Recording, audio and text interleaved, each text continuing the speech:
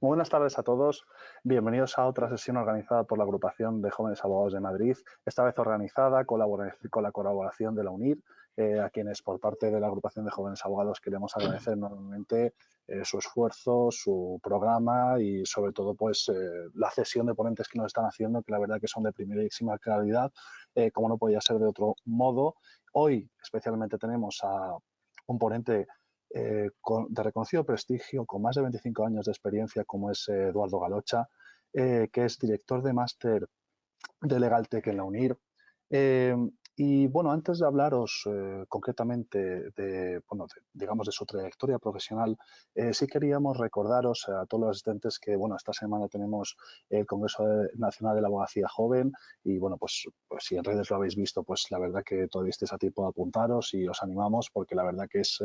un compendio de ponencias, mesas redondas que la verdad que os va a dar una visión de 360 grados de las novedades jurídicas y de nuevos horizontes que podéis ver, de nuevas oportunidades laborales que podéis tener, que la verdad os animamos a que participéis porque es una oportunidad única. ¿De qué vamos a hablar hoy? Pues hoy vamos a hablar de innovación en nuestros despachos, del uso del blockchain y de nuevas tecnologías como los smart contracts, que os animamos además también a que os informéis sobre todas las novedades que os puede ofrecer tanto la inteligencia artificial como nuevas novedades que pueda haber en el mundo de la ciberseguridad, que sin duda tenemos que estar al día, y sobre todo nuevas formas de trabajo que nos pueden ayudar a automatizar nuestros procesos día a día para ayudarnos sobre todo a ser más eficientes. Tenéis a vuestra disposición en la pestaña de documentos la propia presentación que va a compartir Eduardo hoy con nosotros en el día de hoy. También información sobre el máster de LegalTech. Nosotros también os vamos a dejar información sobre la UNIR, sobre otros cursos que os puedan resultar de interés. Y yo, que no me quiero enrollar más, simplemente os quiero decir que al final de la sesión responderemos a vuestras preguntas. Tenéis a vuestra disposición un pequeño cuadrito al cual podéis hacernos llegar preguntas que consideréis, inquietudes, cosas que hayáis pensado. Y la verdad que Eduardo, que es encantador, va a estar, encantado de poder responderlas. Y ya entrando en materia, Eduardo, muchísimas gracias por estar hoy con nosotros, lo primero de todo.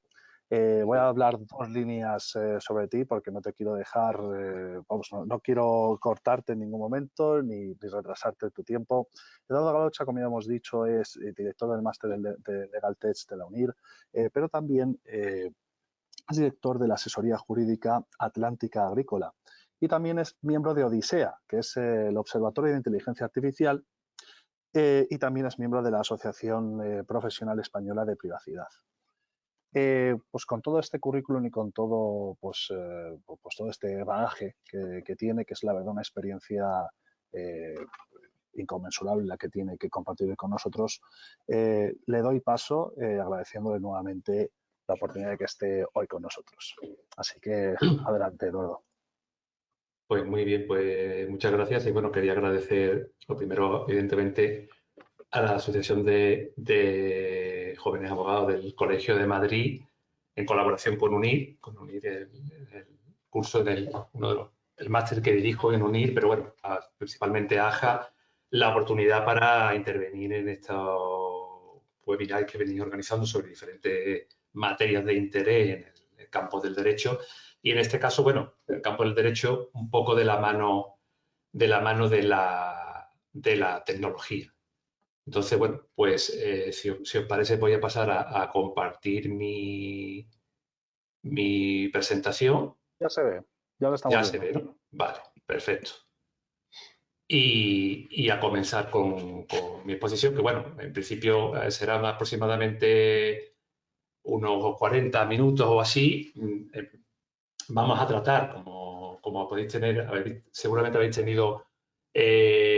ocasión de ver un poco el guión o el índice, una serie de temas que por el corto espacio de tiempo que tenemos tampoco nos va a dar tiempo a verlo en su completa profundidad, pero bueno, espero dar por lo menos una pincelada que demuestren o que despierten, mejor dicho, el interés de los asistentes para seguir estudiando e investigando este tema, y sí que animo a todo el mundo, lógicamente, incluso a que lo analice como futura, bueno, como he hecho yo en parte de mi trabajo, como futura campo de dedicación profesional, que evidentemente es algo como,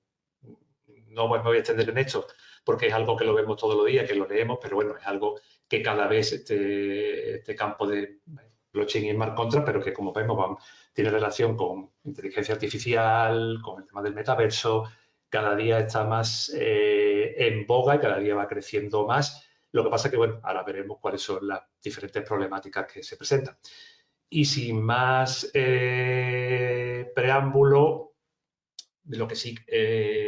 vamos a ver en principio, bueno, ¿qué sería? A definir un poco, a establecer un concepto de smart contract, a comentar un poco las ventajas y los inconvenientes de la contratación mediante los smart contracts, a ver la regulación, si es que la tiene y si la tiene, que en parte sí, la regulación de estos contratos inteligentes, tanto en el marco jurídico español como en parte del derecho comparado, la relación incipiente, pero relación que tiene ya el smart contract con inteligencia artificial e igualmente con el metaverso y con una herramienta de mucha utilidad, tanto fuera como dentro del metaverso, pero en este caso dentro del metaverso que serían los NFT, que serían esos tokens no fungibles. Y para comenzar, y en principio, para ser simplemente una muy breve pincelada de lo que sería un concepto de blockchain, porque blockchain es la tecnología que soporta a los smart contracts y evidentemente tenemos que entender primero esta tecnología para saber cómo operar después con los contratos inteligentes. Hablo de blockchain en particular, pero bueno, en principio la tecnología es la de registro, la denominada en el acrónimo en inglés, el DLT, de registro distribuido, un libro de registro distribuido, que es, digamos, que sería el género y la especie sería blockchain. Pero bueno, por entenderlo vamos a hablar qué es lo que se suele utilizar, qué es lo que todo el mundo habla. Vamos a hablar de blockchain para situarnos de una manera más clara. Pues bueno, muy bien, blockchain, como os digo, de manera muy sucinta, es el tipo de protocolo informático que hace posible mantener una base de datos única, pero distribuida o simultáneamente copiada en los respectivos ordenadores, que en este caso le llamamos nodos, pero respectivos ordenadores de los participantes de una determinada red. En este caso una red blockchain que no deja de ser una red de una base de datos, una base de datos distribuida. El mantenimiento, la gestión de la misma pues se desarrolla de una forma descentralizada, una característica principal, sin necesidad de intermediarios, a través de mecanismos de consenso. Hay diferentes protocolos de consenso para llegar al acuerdo y poder anudar un bloque con otro. Aquí sí que no me voy a, como os digo, no me voy a extender, puesto que lógicamente simplemente es un concepto inicial. Además, el uso de la criptografía garantiza la integridad del contenido. Se trata, por tanto, de una innovación en el diseño de bases de datos que hace posible la contabilidad fiable de activos digitales. Este elemento innovador, como el blockchain, pues se encuentra sustentado por la combinación de distintas tecnologías. Una es la de bases de datos, que todos conocemos, como decía, la red distribuida y la criptografía. De esta manera, como decimos, sin necesidad de terceros de confianza o de intermediarios, todo lo necesario para intercambiar valor de una manera estrictamente digital lo tenemos ya en la mano, como sería la inclusión de ese dato, de ese valor que vamos a intercambiar como un registro en una base de datos, la atribución del mismo a una determinada parte participante en la red y la seguridad en el intercambio. La seguridad del intercambio, que es la garantía de que no se manipulan los datos y la eliminación de la posibilidad, lo que se suele llamar el doble gasto, la posibilidad de copiar un determinado registro por la traza que queda inmutable en esa propia red blockchain. Como podéis ver, bueno, en principio es una verdadera revolución. Pasando ya a hablar del concepto de smart contract, bueno, pues lo que sí puedo avanzar o podemos avanzar es que no existe un consenso a la hora de establecer una definición universal y que pueden encontrarse pues variaciones según la perspectiva desde la que se aborde el estudio, porque es verdad que es un concepto o una institución en la que confluyen diferentes tipos de de materias, tanto desde el punto de vista tecnológico como jurídico. Lo que sí tenemos que dejar sentado de entrada, que bueno, que un smart contract no es un contrato en sentido estricto. ¿Vale? Es un programa informático desplegado en una red blockchain, para recordar el concepto de blockchain, la que se suele utilizar normalmente es la red de Ethereum, pero hay otras muchas, como Hyperledger, incluso Bitcoin con diferentes capas, y el lenguaje de programación que se suele utilizar es Solidity, que es el que podéis ver, ahí en esa diapositiva. Y concretamente, en este caso, un contrato inteligente, ¿qué consiste? Pues consiste en una redacción en forma de código informático mediante la que se persigue una automatización lo más completa posible de las relaciones contractuales para que el programa informático sea capaz de leer y de reconocer un supuesto de hecho al que le anude un resultado con trascendencia jurídica. Si no tiene esa trascendencia jurídica, como puede pasar en esta diapositiva, que es la típica programación de Hola Mundo, que se hace mucho en lenguaje informático, pero que en este caso está en Solidity y que está en un smart contract, pues si no tiene trascendencia jurídica, eso no sería un contrato, evidentemente, ¿vale? Como hemos dicho, sería un programa informático, simplemente. Por tanto, aclarado ya esto de base, yo sí considero oportuno es establecer una nueva clasificación distinguiendo así entre los smart contracts, como decimos, con relevancia jurídica, de aquellos otros que carecen de dicha relevancia. Así llegamos al concepto, que no es que sea un concepto únicamente creado por mí, sino que ya hay muchísimos autores que lo están utilizando, como del Smart Legal Contract, le ponemos ese apellido o ese adjetivo de legal al Smart Contract, el Smart Legal Contract, que si se quiere es una categoría, una especie dentro del género, el concepto más amplio de Smart Contract, que podemos definirlo como aquellos acuerdos ya productores de efectos jurídicos que están formados por una combinación de código informático y de un lenguaje legal más tradicional y cuya peculiaridad ya esencial es que son autoejecutables, igual que el resto de smart contracts, tengan esa trascendencia jurídica o no, pero como digo, aquí sí están unidos a ese lenguaje legal más tradicional y gozan de las características y de las ventajas del smart contract, que es fundamentalmente que sea autoejecutable, que esa ejecución esté predeterminada automáticamente. Es decir, que la adición del calificativo de legal a la expresión de smart contract permite establecer una clara diferencia entre el software subyacente, lo que se suele denominar en terminología técnica el backend. O sea, el backend es por entenderlo, el código que corre por debajo de las aplicaciones, ¿no? Lo que están programadas esas aplicaciones. Y el verdadero contrato electrónico, con eficacia obligacional entre las partes, cuya estructura informática y formal es parte ese smart contract. Y como digo, pues bueno, todo ello indistintamente, y yo me voy a referir en el día de hoy, y así lo vamos a escuchar la mayoría de las veces, vamos a hablar indistintamente del Smart Legal Contract, lo vamos a calificar como Smart Contract, pero que nos quede claro ese concepto de que tiene que tener esa especial trascendencia jurídica, esa combinación, a día de hoy al menos, esa combinación de lenguaje legal más tradicional para que tenga ese calificativo de legal y tenga esa relevancia para el mundo del derecho. Una vez que ya tenemos categorizado ese Smart Legal Contract, ¿vale? Tenemos que aproximarnos al concepto y verificar que cumple o que tiene, llamémosle así, que tiene validez jurídica. Y para ello lo que tenemos que ver,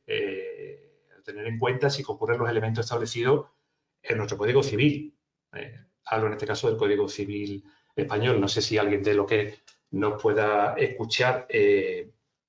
está fuera de España, puede ser que en Latinoamérica, pero bueno, los códigos,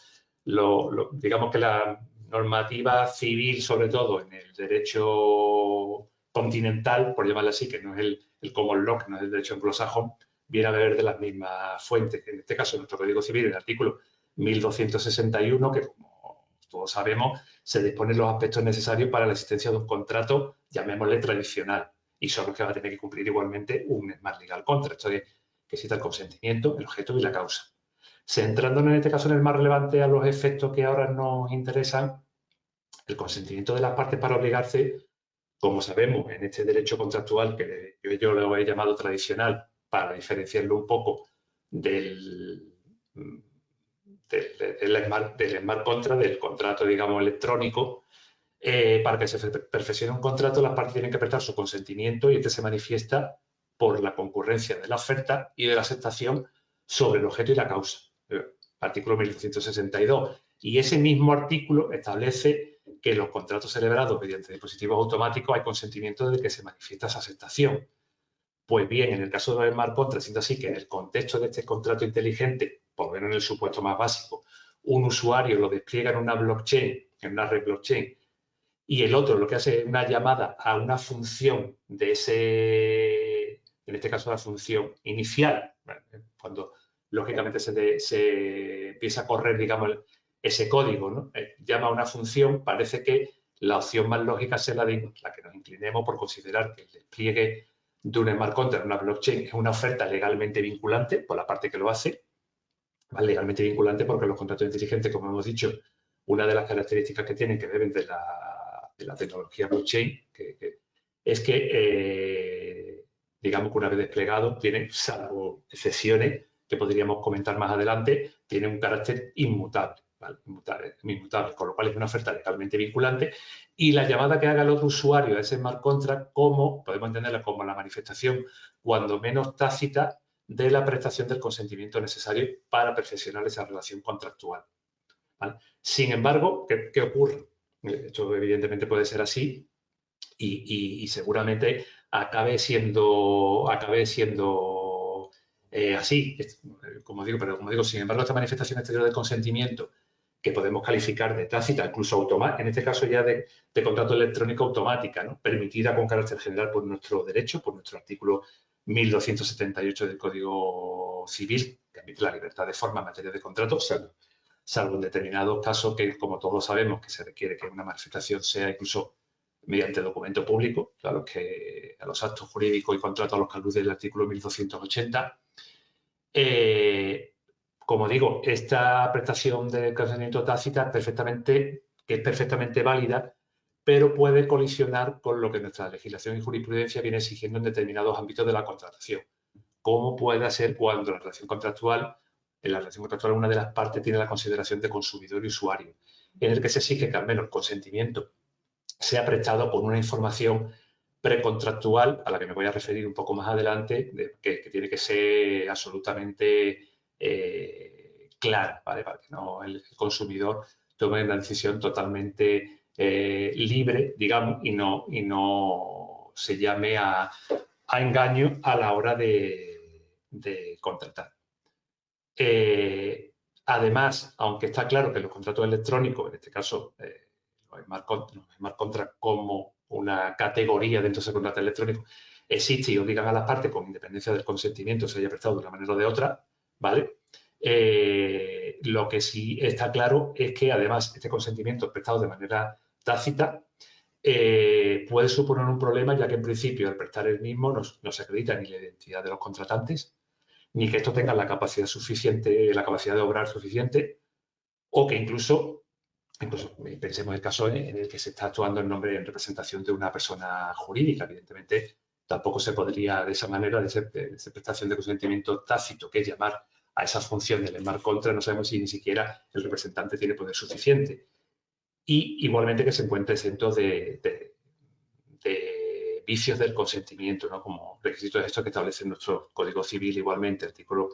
1265 y siguiente, como sabemos. Por ello, hoy por hoy, para evitar problemas derivados de una hipotética impugnación por alguna de las partes contratantes que niegue que ha prestado ese consentimiento, que niegue la relación obligacional, pues necesitamos que la manera, digamos, más segura de hacerlo, digamos que el medio para prestarlo y que sirva para desencadenar o activar ese smart contract sea la de utilizar alguno de los sistemas de autenticación con validez legal, en este caso los certificados electrónicos, pensemos en la utilización de la firma electrónica, pero bueno, el certificado que igualmente tiene incorporado nuestro DNI electrónico, por ejemplo, o nuestra tarjeta de la abogacía. Tenemos 2 certificados, uno para firma y otro para autenticarnos. Pues ese mismo certificado de autenticación electrónica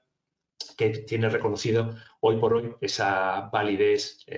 legal, sin duda alguna, sin entrar a hablar de los diferentes tipos de firma electrónica y cuál es el valor procesal o probatorio que podría tener en caso de impugnación la utilización de una determinada firma. No, pero bueno, que el reglamento EIDAS, el reglamento europeo de identificación, de sistema de identificación electrónica del año 2014, da plena validez y que incluso en la propuesta de reforma que hay de este reglamento y en el que se habla ya de darle ese respaldo legal a los sistemas de identidad digital soberana, muchos de ellos montados sobre redes blockchain, en los que el propio usuario, el propio portador o tenedor de esa identidad, que vamos a ser cualquiera de nosotros, tiene la posibilidad, tiene un mayor poder de disposición sobre sus datos y a quién le deja según qué atributos de su identidad y cuándo lo puede retirar, pero digamos que eso da para otro debate, pero simplemente como una pincelada, bueno, pues evidentemente es la forma más segura de hacerlo. Ello va a coadyuvar a que la seguridad jurídica y la capacidad probatoria de las transacciones online pues sea igual, incluso en ocasiones puede ser hasta superior a la de la vida jurídica offline. ¿Vale? Por otra parte, también es relevante la forma, como vemos también en esa diapositiva que podéis ver, la forma de los demás legal contra, ya que, como hemos dicho, nuestro Código Civil otorga libertad de forma siempre y cuando se den los requisitos necesarios para la validez. Es evidente que el demás legal contra debe ser como es una combinación de código informático, como hemos dicho, y un lenguaje legal más tradicional, tienen que costar, al menos en esa parte del lenguaje tradicional, el lenguaje que entendemos todos, ¿vale? El lenguaje natural, tiene que constar por escrito. Al menos entiendo siempre en el caso, como decía antes, de contratación con consumidor y usuario. En este caso, el artículo 23 de nuestra Ley de Sociedades de Servicios de la Información, Ley 34/2002, entiende cumplido este requisito de forma escrita si el contrato, en ese contrato, en esa parte del lenguaje natural, se facilita en un soporte electrónico, no tiene por qué ser lógicamente en papel. Pensemos en los contratos electrónicos que a día de hoy todos suscribimos a la hora de hacer cualquier compra por Internet. A estos efectos, ¿qué ventaja da también la tecnología blockchain? Bueno, que soporta, ¿no? Que permite, digamos, la implementación de todo esto de smart contract, pues es acreditar la integridad de los registros de la transacción, dando prueba en este caso suficiente de que su contenido y el momento temporal de su formalización, no han sido alterados, ¿vale? con posterioridad a su creación. Igualmente, y sin extenderme mucho aquí, todo esto se prevé que tenga un importante respaldo legal en el futuro cuando se apruebe, si no hay modificaciones sustanciales con respecto a la propuesta que existe actualmente, cuando se apruebe esa reforma del reglamento de EIDAS, del reglamento de identificación electrónica a nivel europeo. El denominado será el denominado EIDAS 2, porque ya va a haber un reconocimiento a la tecnología blockchain y, evidentemente, pues a las implementaciones que se hacen gracias a esta tecnología. Pasando ya a hablar de las ventajas e inconvenientes, tenemos ya la panorámica general de lo que es un smart contract, el smart legal contract, ¿eh? Como decía, ¿no? Hablamos de smart contract, smart legal contract, en este caso me estoy refiriendo a lo mismo. Tenéis que tener clara la diferencia, pero me estoy refiriendo a ese contrato con validez jurídica o con validez legal. Tenemos ya clara ese concepto, cuáles son los requisitos para su validez, y ahora, bueno, pues podemos esbozar una serie tanto de ventajas como de inconvenientes con su utilización a día de hoy. Bueno, entre las ventajas existentes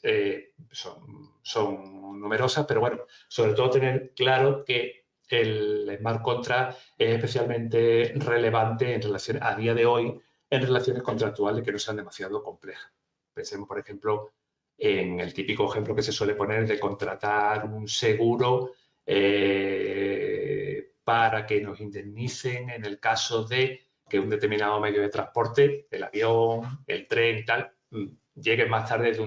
de una determinada hora posterior a la que tenía prevista para entrar. Evidentemente, sí que sería una relación absolutamente fácil de plasmar en código, aparte de ese lenguaje natural, porque siempre va a haber ahí una contratación casi en masa, pero evidentemente sí que sería el típico ejemplo que permite la implementación a través de un smart contract. En primer lugar, como ventaja, pues bueno, decir que estos contratos inteligentes aseguran el cumplimiento de los requisitos contractuales que se hayan establecido, haciendo innecesarias esas labores de vigilancia continua del cumplimiento de la relación contractual, y ello porque tenemos esa ejecución, en principio esa ejecución automática, puesto que el smart contract, digamos, está ya programado para que se vaya autoejecutando. Por otra parte, también los contratos inteligentes pues, reducen el riesgo de interpretaciones discordantes entre las partes y generan una mayor transparencia al ser posible auditar el código en el que viene implementado ese smart contract, algo que es una opción que pueden utilizar las partes, incluso a nivel ya procesal, lógicamente, pero bueno, antes de que exista el conflicto se puede auditar el código para ver que se ha implementado lo que se ha plasmado en ese lenguaje natural y cuál era que se ha plasmado correctamente, cuál era la voluntad de las partes a la hora de contratar. Por otra parte, las características de una red blockchain disminuyen la posibilidad de ciberataque y la manipulación de la contratación electrónica, las características que hemos dicho de las que goza esta es la tecnología. La reducción de costes y la predictibilidad. Cuando la contratación se realiza en masa, como me he referido antes a ese contrato de seguro,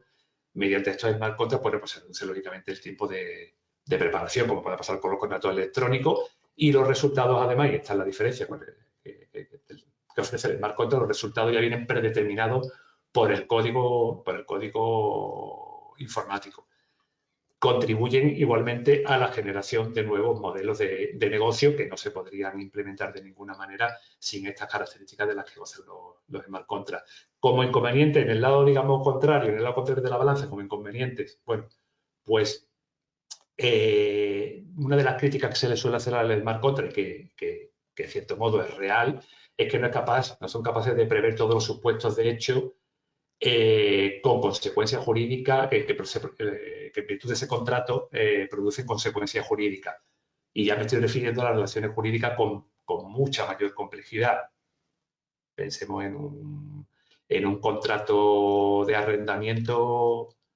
de servicio o en el que se han establecido condiciones suspensivas, condiciones resolutorias. Evidentemente son eventos jurídicos que son mucho más difíciles de trasladar a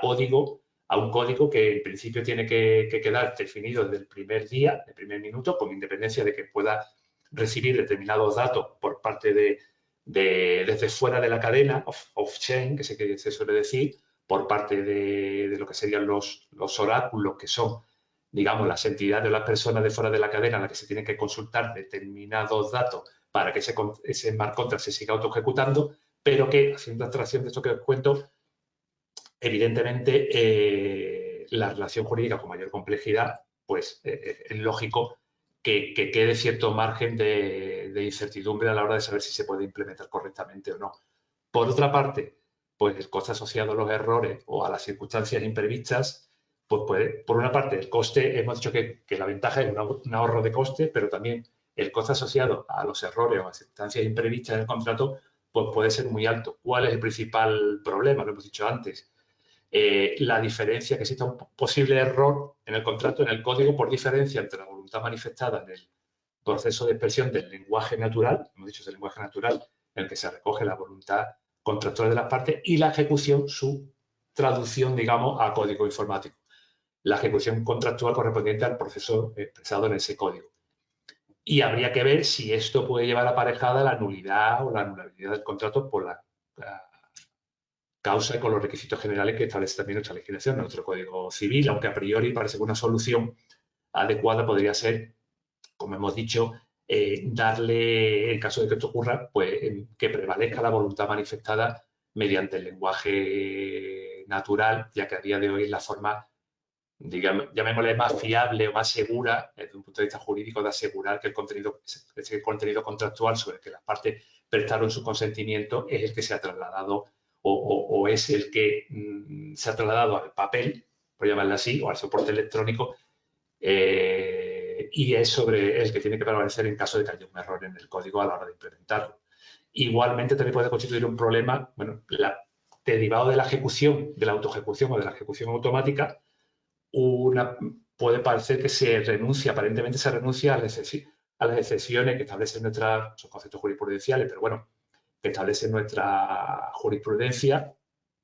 a las excepciones de contrato no cumplido, como sabéis, ¿no? La excepción anti-plecti contractus, y la de contrato no cumplido adecuadamente, como os digo, ¿no? Dado ese carácter de autoejecutable. Estas excepciones pues, son dos remedios defensivos, como digo, creados por la jurisprudencia, lo que como sabemos todos, puede acudir al deudor de una obligación recíproca que se encuentra con que el acreedor no ha cumplido con su parte de la prestación o lo ha hecho de forma defectuosa. Aquí, en principio, aparentemente, lógicamente, con independencia de que haya otros métodos, otros medios de resolver ese tipo de problemática, pero el contrato, digamos, que si técnicamente no se toca, hay medios de hacerlo, código suicida que se determina para que el contrato se pare, hay otros remedios, pero si el contrato no se toca, evidentemente se acabará autoejecutando, por lo cual no vamos a poder alegar que la otra parte lo tendremos que hacer a posteriori, pero no vamos a poder poner ese remedio a priori de la ejecución completa. Igualmente, como he comentado anteriormente, pues otra de las desventajas, bueno, que existe una dificultad a la hora de comprobar la identidad, la capacidad de las partes y la inexistencia de vicio del consentimiento. Problema de atribución de responsabilidad a la hora de un posible error o incumplimiento, como me refería, ¿no? Sobre todo en la blockchain que gozan de naturaleza pública, puede ser pública, privada, permisionada. No tenemos tiempo ahora de explicar cuáles serían las diferencias para el que no esté versado en esta materia, pero bueno, digamos que la blockchain abierta, de participación de cualquiera, evidentemente hay un problema a la hora de atribuir esa responsabilidad en el error, porque ese código lo ha podido implementar cualquiera. Problemas de escalabilidad. La mayoría de las redes blockchain solo pueden procesar un número limitado de transacciones por segundo, aunque algunas de ellas sí que están avanzando cada vez, evidentemente van avanzando. En este caso, por ejemplo, la de Ethereum está entre 15 y 20 transacciones por segundo, aunque con el cambio que habréis podido oír o leer estos días en prensa y en otros medios del protocolo de consenso de prueba de trabajo a la de tenencia de token, ¿no? La de proof of stake, se pretende aumentar las transacciones por segundo, aparte de reducir ese consumo eléctrico, de energía eléctrica a la hora de validar las transacciones, ¿no? Y igualmente podemos pensar que eliminamos una serie de intermediarios, como decía antes, una falta de intermediarios, por ejemplo, pensemos en un banco, quien queráis. Evidentemente, no podemos pensar y sí que meternos, digamos, en otra dinámica diferente, en el tema notarios o registro de o nuestros registros de la propiedad mercantil, porque funciona de otra manera. Aquí no podemos trasladar directamente un concepto que viene, o ese concepto de que blockchain notariza, entre comillas, lo de notarizar, porque viene de ese derecho o de ese derecho anglosajón, de donde viene un poco la tecnología, porque nuestro sistema de notariado latino funciona de una manera diferente y el notario, evidentemente, presta un servicio absolutamente diferente y fundamental a día de hoy, como por ejemplo,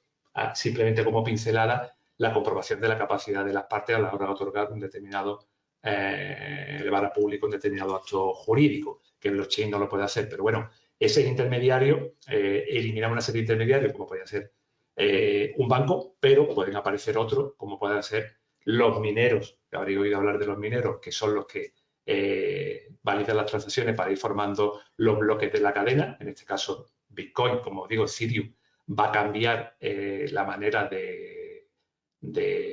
validar esas transacciones y la conformación de los bloques, o los oráculos de lo que hablaba antes, que son esas partes de fuera de la cadena de las que necesitamos saber determinados datos para que el contrato se siga ejecutando. Por ejemplo, en ese ejemplo que ponía antes del contrato de seguro, vamos a suponer que nos van a indemnizar porque un vuelo llegue 10 minutos más tarde de la hora que tenía que haber llegado, por decir algo. Bueno, pues a lo mejor el dato de la hora, evidentemente, hay que hacer una consulta del smart contract a la web de AENA, por ejemplo, ¿vale? De la autoridad en materia de aeropuertos, para que certifique si las partes están de acuerdo digamos que es un tercero de confianza, confiable para ambos, certifique esa hora. Bueno, ese sería el concepto muy rápidamente, el concepto de oráculo. ¿Vale? Por otra parte, como decía, tenemos que ver la regulación, si es que existe o no, qué regulación existe en materia de marco, tanto en el marco jurídico español como en el de derecho comparado. Bueno, pues en el marco jurídico español, aunque empiezan ya a darse los primeros pasos para contemplar la tecnología blockchain en determinadas normas, por ejemplo, la Comunidad Autónoma de Aragón aprobó una ley de eficiencia, de simplificación, que se llama simplificación administrativa, y ha regulado la tecnología, no hablo de smart contract en concreto, pero sí la tecnología blockchain y sistemas de identidad. También en la ley aprobada el pasado año, la ley 11/2021, de 9 de julio, de medidas de prevención y lucha contra el fraude fiscal, se concretan a qué obligaciones concretas tienen que atender los contribuyentes en relación con criptomonedas. Igualmente, las criptomonedas necesitan de la tecnología blockchain, como todos sabemos. E igualmente, recientemente, en el proyecto de ley aprobado para el mercado de valores de los servicios de inversión, igualmente se hace ya una alusión a la tecnología blockchain. Vemos que, bueno, que poco a poco se va regulando la tecnología, pero sí que es verdad que en España, como en muchos otros países, como veremos ahora, no se han regulado los smart contracts de una forma independiente. Sí, la tecnología blockchain estamos viendo, pero no los smart contracts como una categoría jurídica independiente del resto de contratos regulados por nuestra legislación. Por lo que tendríamos que plantearnos si es necesaria la creación de un nuevo concepto jurídico específico para esta figura. Yo, en mi opinión, no, aparte de mi opinión, en la de evidentemente, otros muchos profesionales que se dedican a esto, pues si bien es cierto que los smart contracts pueden tener un encaje difícil en el ordenamiento jurídico actual en determinados aspectos, como hemos visto, pues la verdad es que de momento pueden alcanzarse soluciones satisfactorias considerando los contratos inteligentes como lo que vienen a ser realmente un contrato electrónico que, como decía, está regulado por esa ley 34/2002, la ley de Servicios de Sociedad de la Información. Por lo que la falta de un concepto propio, pues no parece a día de hoy no parece una cuestión de gravedad, aunque es cierto que dicha regulación deberá producirse en función de la evolución de la tecnología. Muy someramente, porque ya he aludido en parte a ello anteriormente, bueno, ¿qué tenemos? ¿Qué normativa disponemos en nuestro ordenamiento jurídico que disciplina los smart contracts? Pues como decía, tenemos el Código Civil, nuestro artículo 1278, que establece el principio de libertad de forma, y que además tenemos que tener en cuenta que el consentimiento, el objeto y la causa que tiene que estar presente para la validez de toda relación contractual, el hecho de que esté plasmado en un código binario de unos y ceros, por entenderlo, y que se pueda ejecutar por una máquina, pues no resta ninguno de estos requisitos para la validez, ¿no? Con todos los matices, lógicamente, de los que vengo hablando, ¿no? Por otra parte, igualmente, la percepción del contrato inteligente, pues seguirá la normativa común del artículo 1262 del Código Civil, del artículo 23 de la Ley de Sociedad de Servicio de la Información, y se producirá por el concurso de la oferta y la aceptación sobre objeto y causa, que, como hemos dicho, era esta llamada al smart contract, o porque podría ser la llamada al smart contract. El momento de la perfección del contrato igualmente sigue la regla general. Lo que sí está claro que es evidente que, pese a que incluso el contrato sea elaborado técnicamente entre dos personas que estén sentadas a la misma mesa, desde la óptica física, como puede pasar con un contrato electrónico, es un contrato que siempre se perfecciona utilizando medios de lo que se denomina medios de comunicación a distancia por el Código Civil, ya que se entiende celebrado cuando las partes reciben esos mensajes de confirmación por parte del sistema de en este caso, de que la parte que ha aceptado la oferta ha llamado a esa función del smart contract, con lo cual, donde se tiene celebrado por el lugar en que se realizó la oferta, salvo, sabemos, lógicamente, el caso de consumidores y usuarios, que sería el lugar de la residencia de esta persona. Por otra parte, en el caso de que se trate con contrato con condicionado general, Las cláusulas pues, deben reunir los requisitos de la Ley 798 sobre condiciones generales de la contratación y, como decía, cuando alguna de las partes tenga la cualidad de consumidor usuario, pues debe cumplir con lo dispuesto en el texto refundido que aprueba la Ley General de Defensa de Consumidores y Usuarios. Y en concreto, bueno, con la exigencia de la puesta a disposición de la información necesaria precontractualmente para que el consumidor pueda contratar en términos claros y comprensibles, ¿no? Que no le quede lugar a dudas de a qué se está obligando, a lo que me refería antes. Por lo cual está claro que para evitar ese tipo de problemas, pues otra razón más para que a día de hoy debamos plasmar en lenguaje natural los términos del contrato ejecutable. Al menos, cuando estemos contratando con consumidores y usuarios. Sería, yo, a mi entender, la forma de salvar o de cumplimentar, mejor dicho, de cumplir con este requisito. Y en materia de prueba, bueno, pues en materia de prueba seguimos las reglas generales de los contratos para el ordenamiento jurídico. En materia de derecho comparado, bueno, pues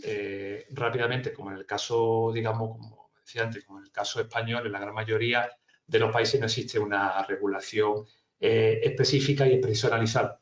toda esta figura, la incardinación de los smart contracts, en normativas generales. Si bien hay una serie de excepciones en legislaciones novedosas surgidas en algunos estados de Estados Unidos y en Europa, países como Francia, Italia, Suiza, Alemania, Luxemburgo. Sí que me voy a muchas de ellas con regulación, como decía en España, de la tecnología blockchain, ya empiezan a intentar regular la tecnología blockchain y otras menos con referencia concreta a los smart contracts o a los smart legal contracts. Me voy a referir a estas últimas por ser breve. En este caso, entre las regulaciones más recientes referidas específicamente al smart contract, en el caso de los Estados Unidos, tenemos que desde marzo de 2021, del año pasado, en el estado de Iowa, los contratos inteligentes, pues por ley, van a tener la misma validez que los contratos en soporte, en otro tipo de soporte electrónico o en papel. Se le otorgan igualmente validez legal a los registros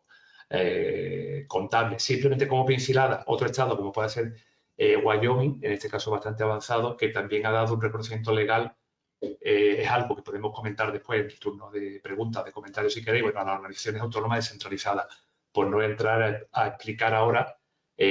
para que no conozca este concepto, el concepto de DAO, de organización autónoma descentralizada, que evidentemente funciona a través sobre una red blockchain y a través de smart contract. Llamémosle que le ha dado una especie de personalidad jurídica asimilándola a una de las personas jurídicas con mercantiles reconocidas en las leyes del Estado. En cuanto a Europa, Francia, en su código monetario y financiero, prevé específicamente la posibilidad de contratar bonos a través de libros mayores distribuidos, o sea, de tecnología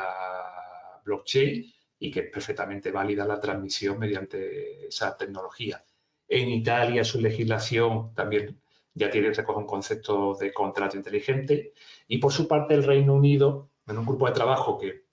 recientemente que aglutina al Colegio de Abogados, al Ministerio de Justicia británico y otra serie de actores, pues incluso ha ido más allá porque ha confirmado que la ley que existe tanto en Inglaterra y Gales es capaz, a la ley actual, sin ningún tipo de modificación, es capaz de adaptarse y aplicarse a los contratos legales inteligentes. ¿Vale? Para ello, digamos que entienden que a día de hoy no tienen por qué hacer ningún tipo de modificación a su legislación. Igualmente, para hacer una mención a los países de Latinoamérica, en concreto en Ecuador, la reforma de su Código de Comercio del año 2019 se introduce una definición de contrato inteligente y se establece un límite, un régimen de responsabilidad contractual y extracontractual para la responsabilidad a la que me refería antes. Por entrar, creo que, bueno, voy bien de hora, vamos un poco justos de hora, pero bueno, yo creo que para ver lo que nos queda, vamos, suficiente. Como decía, bueno, en la relación, vamos más allá, la relación del blockchain y el smart contract con inteligencia artificial. Bueno, pues la inteligencia artificial y el blockchain pues son tecnologías complementarias y sinérgicas en el negocio digital. La inteligencia artificial pues puede ser la herramienta adecuada para superar los problemas identificados hasta la fecha respecto de los smart contracts, un poco como decíamos antes, ¿no? Como el reconocimiento de errores en la redacción de contratos. Una inteligencia artificial nos puede ayudar a realizar esas verificaciones formales del código de smart contract y analizar el contenido de los mismos para garantizar su conformidad tanto con la legislación aplicable, como con un clausulado estándar que ya se esté utilizando y que se haya dado por válido. En este sentido, pues podemos utilizar sistemas de procesamiento del lenguaje natural que servirán para, sin entrar lógicamente a describir lo que es cada, digamos, llamémosle así por entendernos, cada tipo, cada subtipo de la inteligencia artificial, pero el sistema de procesamiento del lenguaje natural para analizar no solo los smart contracts, sino los contratos, llamémosle tradicionales, la legislación aplicable, las resoluciones judiciales, mientras que los sistemas de aprendizaje automático, pues bueno, nos pueden servir para comparar el contenido, para alimentar esa herramienta de inteligencia artificial para que comparen el contenido de los smart contracts con el de los contratos, llamémosle, que ya le hemos válidos, que ya se han dado por válidos, y para que la herramienta lógicamente vaya aprendiendo de qué debe de buscar como error en un smart contract por comparación con lo que ya hemos dado por válido para la hora de entrenarlo. ¿Vale? Simplemente decir que, bueno, que los contratos inteligentes están incluidos como un sistema igualmente que se llama inteligente, dentro de los sistemas llamados inteligentes,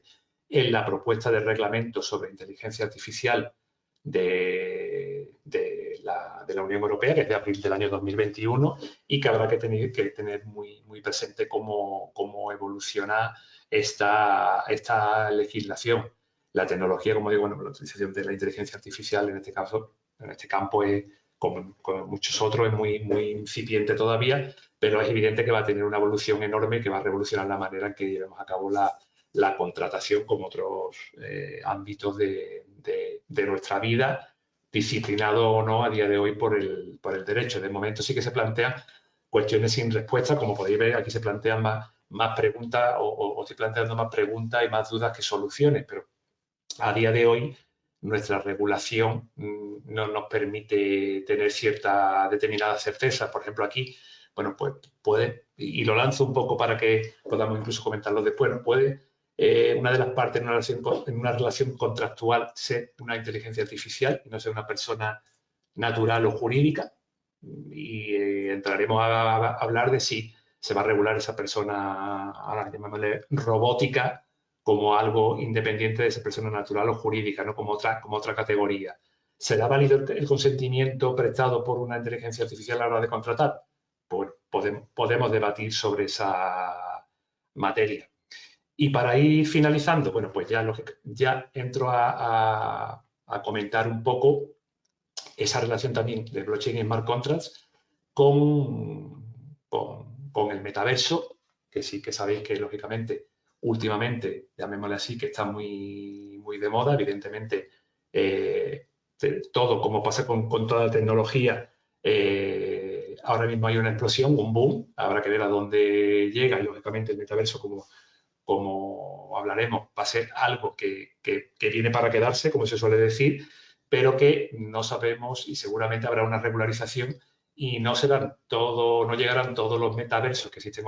hoy en día, porque sí que es verdad que los metaversos hay que hablar de ellos en plural, no existe uno solo, y habrá que ver la funcionalidad o la virtualidad que van teniendo estos mundos virtuales, ¿no? Que bueno, que al final nos sirve pues para relacionarnos, para contratar y para actuar incluso con plenos efectos jurídicos y patrimoniales. Sí que hay ya un concepto más legal, que os lo leo textualmente, dado por el Consejo de la Unión Europea, que es en un documento que publicó en marzo de este año, en el que describe el metaverso como un mundo virtual en 3 dimensiones, inmersivo y constante, en el que las personas interactúan a través de un avatar para disfrutar del entretenimiento, hacer compras y llevar a cabo transacciones con criptoactivos o trabajar sin moverse de su asiento. Como veis, bueno, de esta definición se puede traer una serie de características, las fundamentales, bueno, que es una experiencia digital y real que abarca tanto el mundo digital, valga la redundancia, como el mundo offline, como el real, que se pueden realizar actividades económicas, y que debería ser, que a día de hoy no lo es, pero que debería ser interoperable, ¿vale? Los datos, los contenidos, los activos deberían utilizarse en diferentes metaversos, en diferentes plataformas, llamémosle así, ¿vale? A día de hoy sí que podemos diferenciar entre aquellos metaversos totalmente virtuales o imaginarios, como ejemplo está el de Decentraland, ¿vale? Que, como decía, está gobernado por una DAO, por una entidad autónoma descentralizada, o, por ejemplo, perdón, otros metaversos que son clones o copias del mundo real, ¿no? Como es el de Over Reality, o conocido como OVR, ¿no? Que es un metaverso de realidad aumentada. Todos, la mayoría están implementados, no todos, pero la mayoría están implementados sobre la red blockchain de Ethereum. Su funcionamiento, el funcionamiento de los metaversos, bueno, pues posible gracias a la combinación de tecnologías que ya son conocidas por todos. Y vuelvo a hablar, blockchain, inteligencia artificial, Internet de las cosas, la red 5G, la realidad virtual y la realidad aumentada, ¿vale? Todas convergen, ¿vale?, en ese espacio virtual y nos permiten interactuar. Haciendo referencia en concreto, por concretar en la tecnología, de todas las que hemos dicho, la tecnología blockchain, como decía, ¿esta qué posibilita? Bueno, posibilita el intercambio de, si recordáis, de la definición de blockchain, el intercambio de valor de activos digitales sin necesidad de esos intermediarios. Proporciona seguridad sobre los datos, la posibilidad de identificar a las partes, en este caso las partes que actúan a través de ese avatar con sistema de identidad digital. Veremos cuáles van a ser esos sistemas de identidad digital, esa identidad digital soberana de la que hablaba antes, los medios de contratación y los medios de pago mediante la conexión de los wallets o de monederos, de tokens digitales, de representaciones de valor, como pueden ser los NFT, la criptomoneda o el futuro, incluso euro digital, cuando está, como vemos, ¿qué nos permite todo esto? Lógicamente nos permite tener una batería de herramientas para la contratación nativa digital. Y aquí entroncamos con la materia que entra el día de hoy, actividad contractual que se desarrolla. ¿Cómo? Pues se desarrolla a través de smart contract. Smart contract implementado en la red blockchain. Aquí sí que no tenemos tiempo ya para entrar, pero sí que esas obligaciones que se establezcan en virtud de la actividad contractual pues pueden desencadenar acciones tanto en el propio mundo virtual como en el mundo real. Una última mención especial, pues merecen, igualmente habréis oído hablar del concepto, los NFT como nuevos productos digitales que se pueden utilizar fuera del metaverso, pero que en este caso igualmente nos estamos refiriendo, se van a utilizar dentro del metaverso. Estos tokens o estos activos no fungibles son que no los puedo confundir, llamarlo así, uno con otro, o esa fungibilidad que pueda tener el dinero fiat que todos conocemos, los euros, en este caso serían unas representaciones únicas, ¿vale? Por eso es no fungible, única, identificable y no intercambiables entre sí. A diferencia de, como digo, de esas criptomonedas de euro digital que sí son fungibles. La compra de un NFT que me permite, imaginaros, sobre una determinada obra de arte o una canción, puede darme la propiedad de ese activo. Si el activo físico es más discutible, al no tener la posesión del bien, aunque, bueno, nuestro derecho no establece como imprescindible la tradición o la entrega de bienes incorporales para que se entienda perfeccionada la compraventa, pero por no entrar, digamos, a ese nivel de detalle, permitiría ese NFT, en principio, dar la propiedad de ese activo o determinados de derechos de uso, de publicación, de reproducción. Nos podría conceder una licencia en vez de la propiedad de ese determinado bien. Los avatares que nos representan en los mundos virtuales, pues ya vemos que se usan ropa de marca, escuchan determinada música, colocan obras de arte en las oficinas que se compran en el metaverso, pues todos esos bienes vienen representados de manera inequívoca por esos NFT y consumidos por esos actores del mundo virtual. En todo este contexto del metaverso, pues surgen grandes retos jurídicos marcados como vemos, por la presencia tanto de elementos tecnológicos como la diversidad de regulación y de jurisdicciones presentes en este intercambio digital de valores. El primer reto, lógicamente, es la comprensión del fenómeno, de cómo funciona la tecnología para poder definir o para poder atender a qué legislación y qué jurisdicción es la aplicable. El primer problema. Al igual que en el caso de la red de blockchain, el metaverso, especialmente los descentralizados, pues cruzan los límites que no, digamos que no están gobernados por una persona identificable, en principio, cruzan esos límites jurisdiccionales tanto de un país como una entidad supranacional, como podría ser, por ejemplo, la Unión Europea. Y esto puede plantear, pues, lógicamente, como ya podemos todos entender, una serie de problemas complejos relativos a la jurisdicción competente, ya que los principios, como sabemos, los principios de contratación, pues varían entre las jurisdicciones y más entre sistemas legales que pueden ser del common law, del civil law, de nuestro derecho continental, del derecho anglosajón. Incluso cuando están esos entornos descentralizados, están gobernados por esas entidades autónomas descentralizadas. Para todo ello es muy complejo identificar cuál pueda ser el tribunal competente y la ley aplicable. Es algo que no está determinado ni para el entorno blockchain, ni mucho menos para el metaverso en el que puede utilizar además la tecnología blockchain. ¿Qué parecería conveniente? Bueno, pues un pacto sobre la ley aplicable, ¿no? La sumisión expresa a los tribunales de un determinado país o una entidad arbitral, como por ejemplo se está utilizando ya a la hora de dirimir los conflictos en esas entidades autónomas descentralizadas, que ya los participantes se adhieren a esa entidad arbitral para resolver posibles conflictos y para garantizar esa seguridad jurídica. Por otro lado,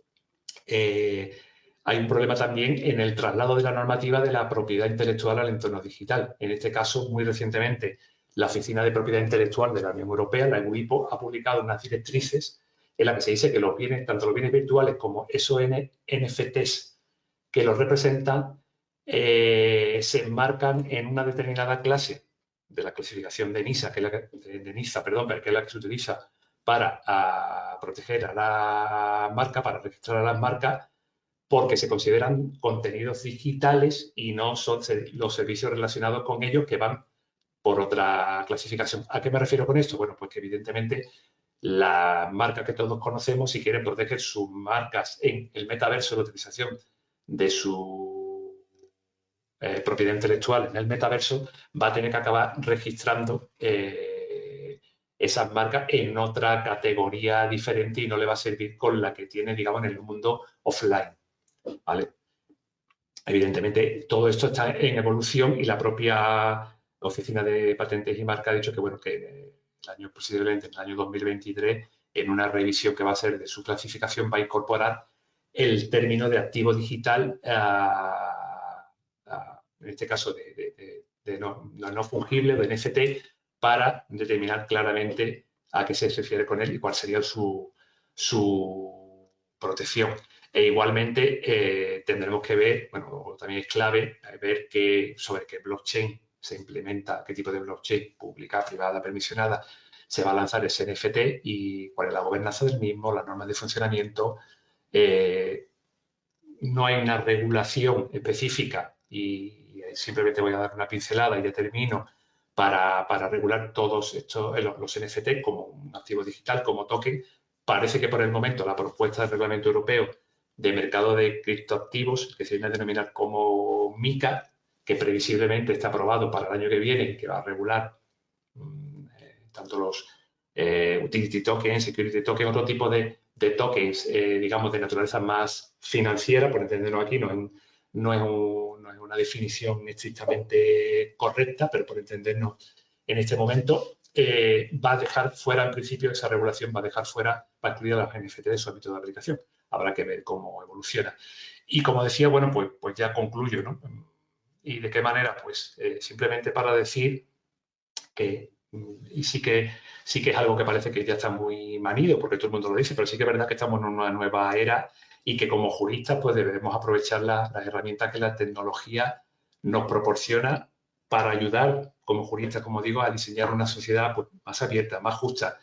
en la que haya una inclusión de todas las personas, que no haya personas que se puedan quedar excluidas del uso de esta tecnología, pero hagámoslo pues, de una forma sostenible. Para eso hace falta regulación y eso sí,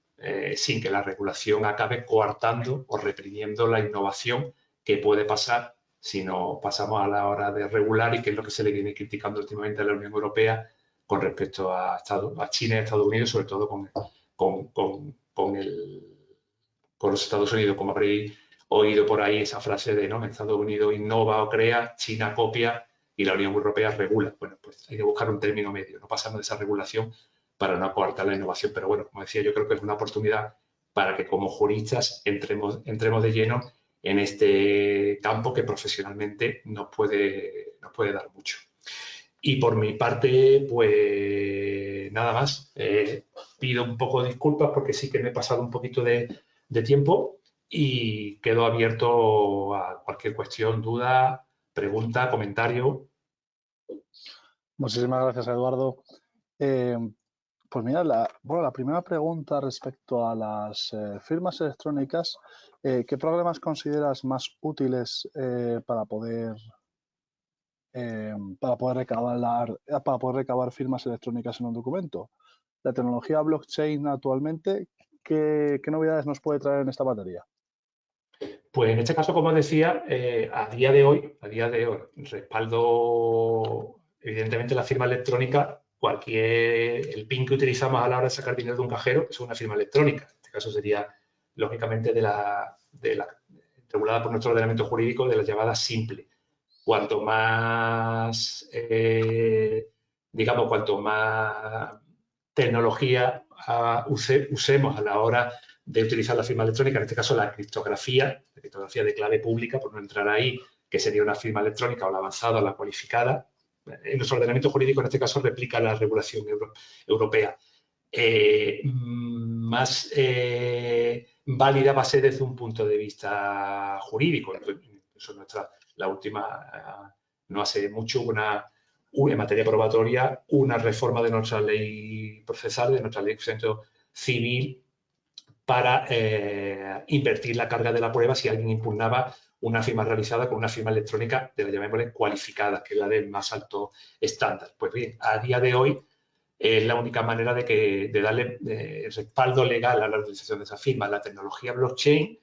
no es que no la tenga, estamos esperando esa reforma, como hablaba, del reglamento EIDAS, del reglamento europeo, para que la pueda asimilar a esa firma hecha con criptografía de clave pública, certificados electrónicos para entendernos, pero ellos no la tienen, pero sí que es una prueba, evidentemente, es una prueba tecnológica que en caso de impugnación va a estar sujeta a una pericial y a la libre valoración de la prueba, como lo puede ser de la manera por parte del juzgador, pero sí que evidentemente ya deja indicio, como digo, por la propia característica de la tecnología blockchain, de la traza de la firma hecha y del tiempo en el que se ha hecho. Y en función de la red blockchain, para las públicas lo tenemos más difícil, de la identidad del firmante. Evidentemente, para las públicas es mucho más difícil, digamos que esa identidad sería pseudoanónima, se puede revertir, se puede saber quién ha firmado, pero sería pseudoanónima,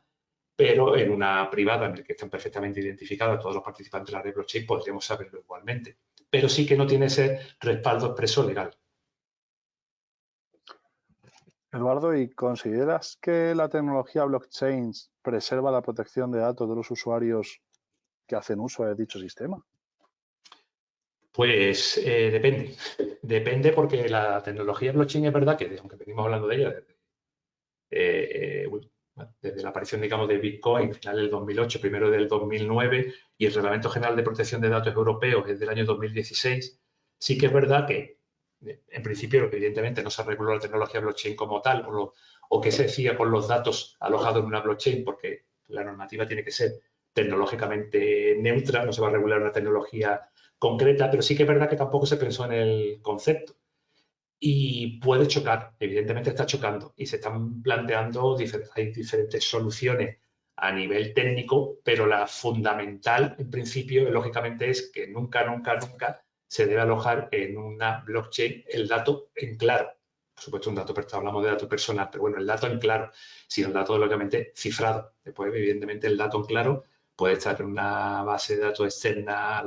contra la que compruebe la blockchain que ese dato existe, pero nunca en claro.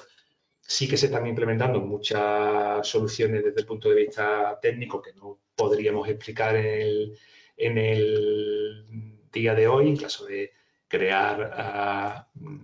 que determinados nodos que son los que comparten el dato solo y que son conocedores de ese dato personal, solo sean los que pueden consultar ese dato y que después se elimine la clave privada, con lo cual ese dato, aunque esté alojado, es inaccesible. Hay muchas soluciones, pero la fundamental, lógicamente, y para no chocar, porque sí que chocaría frontalmente si se aloja un dato en claro, por el principio de esa inmutabilidad de lo guardado en la blockchain, nunca podemos guardar ese dato en la blockchain, pero sí que es verdad que a día de hoy la regulación no tiene contemplado una solución clara y específica para este problema. Y Eduardo, en materia de smart contracts, ¿nos podrías poner un ejemplo, digamos, de caso de éxito en la aplicación de smart contracts que esté funcionando actualmente en España? Pues caso de éxitos realmente como tal y que estén funcionando, digamos, que no sean fases de prueba o de piloto, pocos por no decir casi ninguno. Es verdad que la tecnología aquí ha tenido, bueno, yo creo que tiene una gran potencialidad, pero a día de hoy, por lo menos los casos, evidentemente puede haber algún supuesto que yo lo desconozco, pero los casos que han habido a día de hoy, como me refería antes, este del contrato de seguro, que sé que la compañía de seguro AXA en su momento tuvo un piloto, otras compañías han estado realizando también contratación en materia de smart contract a la hora de incluso de alquiler del vehículo, del car sharing en vehículos, pero a día de hoy solo en fase de piloto, porque realmente después no ha habido una demanda del mercado como para justificar el coste de implementar ese tipo de contratación a través de una tecnología nueva y que en principio, lógicamente, por ser nueva y por ser inicial, lleva aparejado un mayor coste de desarrollo que la tecnología que ya conocemos. Incluso igualmente por el tema tanto de protección de datos como por el tema de implementar, que me refería a toda la contratación en materia de consumidor y usuario, implementar esa entrega o ese hacer llegar también el contrato en lenguaje natural, que habría que implementar algún tipo de interfaz en la aplicación móvil que se utilice para que el usuario lo pueda leer, lo pueda descargar. Y sí que, como digo, a efecto de piloto ha habido casos como puede ser esto, pero yo como tecnología de uso continuo, por lo menos a día de hoy no conozco ningún caso público. Evidentemente sí que sé que hay incluso despachos de compañeros que están utilizando, que están haciendo, digamos, experimentación con esta tecnología, incluso con relación con sus propios clientes, a la hora de contratar con sus propios clientes. También respecto de los smart contracts, Eduardo, ¿quién controla al controlador? Me refiero respecto a la interpretación que pueda dar el programador sobre la voluntad que pueda ser expresada por ambas partes dentro de un contrato. Claro, hay un programador. El programador está asesorado por un jurista. Entiendo que estará un equipo jurídico detrás para que la interpretación o la tecnología se aplique adecuadamente a los conceptos jurídicos adecuados. Sí, en este caso igualmente, está todo un poco por construir, pero como decía antes, aparte de las diferentes partes que pueden intervenir a la hora de redactar un smart contract, que pueden ser las dos partes contratantes únicamente, un desarrollador o un implementador del smart contract que se le contrata expresamente para que lo desarrolle en función de lo que las partes le trasladen y no tiene ninguna relación de vinculación ni laboral ni mercantil con ninguna de las partes. Bueno, y como esto podamos suponer el tipo de responsabilidad en la que se pueda incluir por errores. Vamos a hablar de errores, evidentemente que no sea un caso de dolo. Pues es diferente, pero además tenemos que tener en cuenta que incluso están esas terceras partes que yo he denominado antes oráculos y que necesitamos para que el contrato se ejecute en su totalidad de un determinado dato de fuera de la cadena, como decía, por ejemplo, AENA para introducir esa hora y que tenemos que considerar que son confiables y que también tienen su responsabilidad en caso de error. Aquí se está hablando, bueno, pues hay maneras desde el punto de vista técnico, se llama que el desarrollador puede introducir en el código, en lo que se llama a la hora de programar, código suicida, se le suele llamar código suicida, pero bueno, es para parar el contrato en un determinado momento si detectar un error, o incluso lo que se está hablando a un nivel ya mucho más amplio, pero que sí que nos vamos a ir no sé a cuándo, porque tenemos que contar con nuestra Administración de Justicia, que incluso ese oráculo al que consultarle en un momento dado, si detectamos que hay un error en la ejecución o en el desarrollo del smart contract, pueda ser el propio jugador. A día de hoy, la forma, digamos, más básica es esperar a que el contrato se mal ejecute a ojos de una de las partes, va a haber un problema con la ejecución y a partir de ahí reclamar contra esa ejecución defectuosa. El contrato sea ejecutado conforme a lo que se supone que las partes habían pedido, pero alguna parte puede interpretar que no es lo que había consentido a la hora de contratar y tendrá, lógicamente, lo único que queda a día de hoy es reclamar contra esa ejecución o contra ese cumplimiento. El concepto es diferente. A día de hoy nos solemos ir a los tribunales para reclamar que se cumpla un contrato y aquí lo que vamos a tener que reclamar es contra el cumplimiento de ese contrato para que se restituya a la parte que se entiende dañada. Pero como digo, está un poco por construir y hay soluciones abiertas. Como decía antes, un poco como norma general, y quizás a mí me suele pasar, y quizás quien se aproxima a esto de manera un poco más inicial, le puede parecer, y es así, que hay muchas más incertezas que certezas. Y es así realmente. Entre otras cosas, perdón, es otro de los motivos por los que hablamos antes de que no haya esos casos de uso totalmente exitosos, ¿no? Porque todavía, lógicamente, hay muchas interrogantes por despejar. Perfecto, Dado. Pues vamos con la última pregunta en materia de blockchain, sobre todo las operaciones. ¿Cómo crees que se podrán evitar los problemas del anonimato? Dado que, por ejemplo, pues este año se han producido robos mediante la tecnología blockchain y no se puede identificar realmente quién es el autor,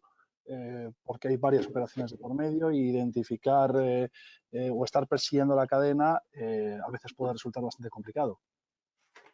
Claro, aquí, como decía antes, lógicamente, dependiendo del modelo de negocio que tengamos, es importante saber qué tipo de red blockchain vamos a utilizar. Si utilizamos una pública, puede ser Ethereum o Bitcoin, la más conocida, en este caso Ethereum, sobre todo la que permite implementar de manera más clara para que nos hagamos una idea rápida los smart contracts, pues sí que vamos a tener, sí que podemos tener un problema porque tenemos ese pseudo anonimato, ¿no? Tenemos esa dirección pública, pero evidentemente no tiene nombre y apellido, aunque bueno, se podría hacer un rastreo por el tipo de operaciones y si la dirección, o sea, la cuenta o no la cambia, no la cambia cada caso una operación, evidentemente se podría llegar a rastrear, pero sí que es verdad que si vamos a implementar algún tipo de modelo de negocio en el que tengamos que tener perfectamente identificadas a las partes, lo vamos a tener que hacer en una blockchain, en este caso privada o como mínimo permisionada. Y la manera de asegurarnos 100% a día de hoy la identificación de las partes es si utilizamos esa, que ya hay soluciones en el mercado que acaban uniendo, que acaban juntando la tecnología blockchain con la certificación electrónica que tiene ese respaldo legal por el reglamento de identificación electrónica. A día de hoy es la única manera de que está perfectamente identificado. A futuro y a futuro próximo se supone que esa identidad digital soberana que va a correr también sobre una red blockchain, para que lógicamente para tenerla primero nos vamos a tener que estar perfectamente identificados, pero a partir de ahí se supone que todo el mundo que quiera participar de, digamos que de una relación contractual o que quiera participar en la vida, en los actos jurídicos que realizamos en el día a día de una manera legal, va a tener que estar perfectamente identificado y si no, pues lógicamente se va a quedar un poco al margen de ese tipo de operaciones porque, bueno, incluso los operadores, cuando realicen esa operación, lo van a demandar. Pues Eduardo, muchísimas gracias por compartir este rato con nosotros, por clarificarnos pues, varias dudas sobre las complejidades de la situación actual, tanto de los smart contracts, tanto de la tecnología de blockchains, incluso algunas pinceladas que hemos podido dar sobre el metaverso y, bueno, pues el futuro en general de que la tecnología pues es un aliado para el abogado y además pues, es una oportunidad para poder trabajar mejor en general y sobre todo ver nuevas oportunidades de negocio. Para todos los asistentes que nos seguís siguiendo, Queremos daros las gracias por seguirnos en estos webinars. Recordaros, sobre todo, a aquellos que os habéis conectado un poquito más tarde, tenéis a vuestra disposición en la pestaña de documentos la propia presentación que ha compartido hoy Eduardo con nosotros, información relativa al máster de Legal Tech que organiza, bueno, que imparte UNIR, y también información relativa a la agrupación de jóvenes abogados. Por último, también, ¿se os ha quedado alguna pregunta en el tintero? ¿Habéis tenido a lo mejor un poquito de miedo? ¿Os ha quedado algo así pendiente? Os hemos dejado en el chat el correo electrónico de Eduardo, también lo tenéis a vuestra disposición en la presentación. Y pues por nuestra parte, muchísimas gracias a todos. Y Eduardo, te queríamos dar una última palabra antes de cerrar esta magnífica ponencia. Pues nada, yo, bueno, agradecer lógicamente las palabras y agradeceros a vosotros, a la Asociación de Jóvenes Abogados, la invitación para darlo. Por mi parte ha sido un placer, encantado. Sé que, como digo, bueno, pues por la brevedad del tiempo se han podido quedar cosas en el tintero y sobre todo preguntas a la hora, contestar preguntas, ¿no? Y dudas que puedan ir surgiendo, pero que, como decía, y pues estoy a disposición de los asistentes, de las personas que lo puedan ver después la grabación, a su disposición para contestar cualquier tipo de pregunta.